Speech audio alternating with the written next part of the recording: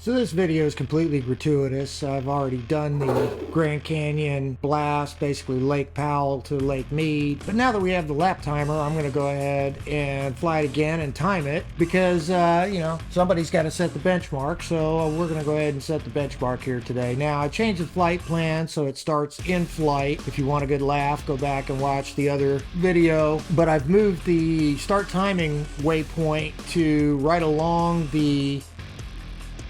I've moved it to this point near the road so it'll be easy to spot and easy to dive in. Now, I actually checked the math before I started the video. At 400 knots, the distance, the radius around the waypoint is 700 feet to any direction, so effectively a 1,400 foot circle. I also looked up Glen Canyon Dam and it's 1,500 feet. So considering the dam is curved, that's about right. 1,400 feet is going to be about the width of the canyon.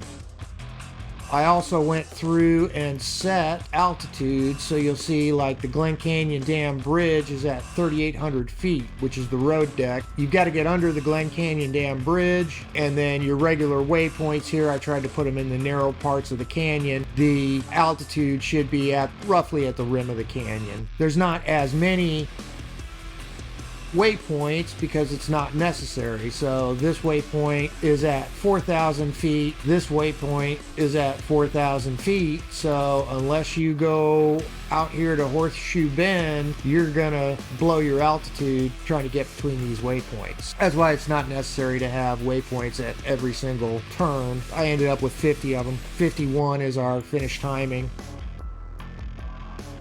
All right, so let's go ahead and fly it.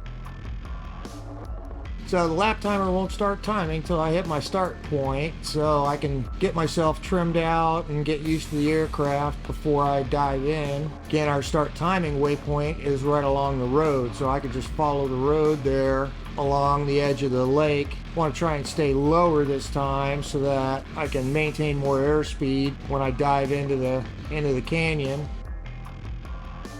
I'll upload this flight plan at simflightplan.com/download. I'll include the link to it in the description box. Feel free to download it, fly it yourself.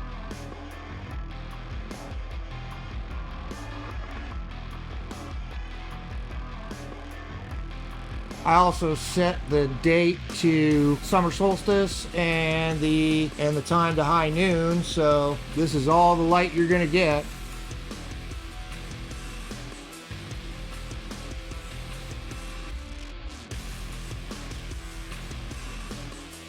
Oh, I could have cheated this corner. The ceiling is high enough here that you can actually cut that corner. And actually, I think I can cut this little section of the canyon here that's just not very deep anyway. But you've got to be under 3,600 for the Navajo Bridge.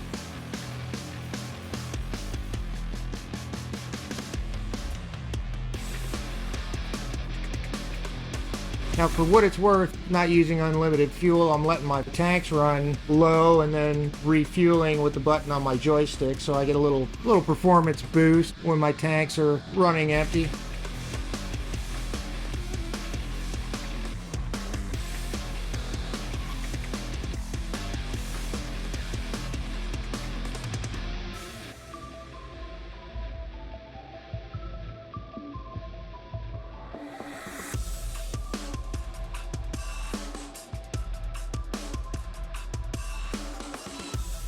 Woohoo! I survived Red Wall Cavern this time. This is the turn I completely lost the river and had to fly up out of the canyon last time.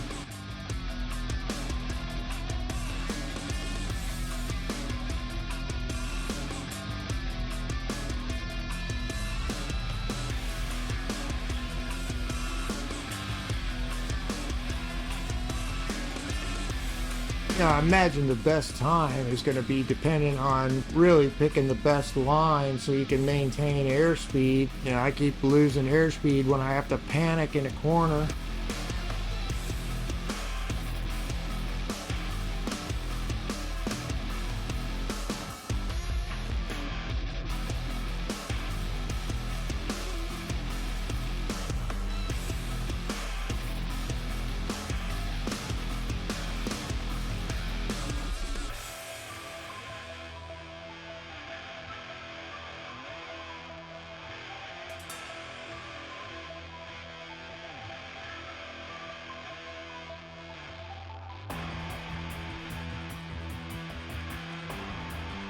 That switchback at Bright Angel Trail is deceiving. Doesn't look like it's going to be much until you're in the middle of it. There may be enough room under the ceiling to fly over, but you got to be able to find the river again too.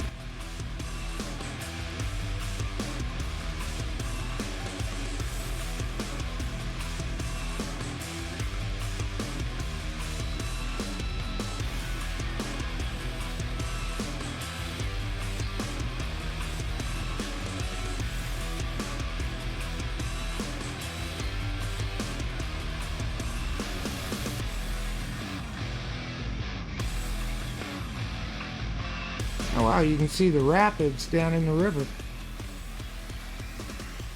It's probably not the best time to go sightseeing.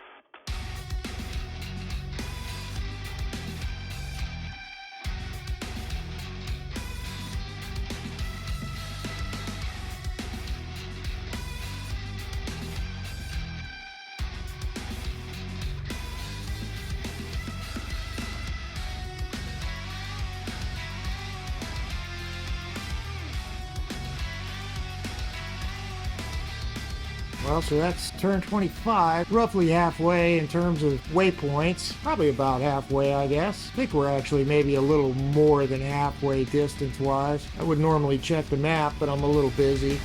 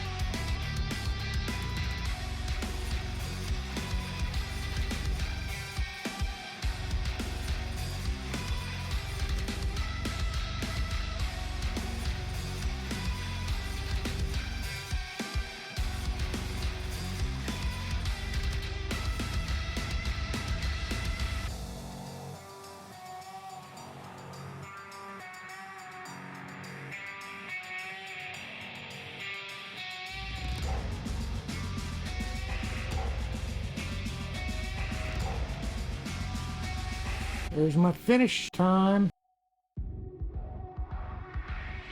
Guess we could have moved this waypoint out a little bit. Probably could have put it out here, but it's so wide right here. So let's take a look. Here, we'll go ahead and pause because I don't think I'm going to bother landing this. So what I'm curious about is if I missed anything. Oh, I missed a bunch. Oh, no, I didn't.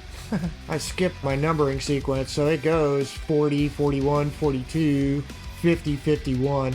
I'm going to go ahead and upload this flight plan, so I'm going to leave that as is. So really the only reason for them being consecutive is I just wanted to make sure I didn't miss any on this first try. Make sure you select include your lap times, put whatever other information you want to put there, and post it to simflightplan.com. Another thing you want to make sure of if you're going to share this is make sure to post under your own username so you can earn those bragging rights. Once the race page is done, we'll have real-time lap timing and race timing, so you won't even have to upload the flight plan. But for right now, if you want to have bragging rights, you can go ahead and upload your flight plan. Go ahead and share it at simflightplan.com, with or without a photo. That's it for this flight. I think maybe we need to do one of these through the Alps. Maybe get a little up and down action in. Hope you enjoyed this. If you did, please like and subscribe.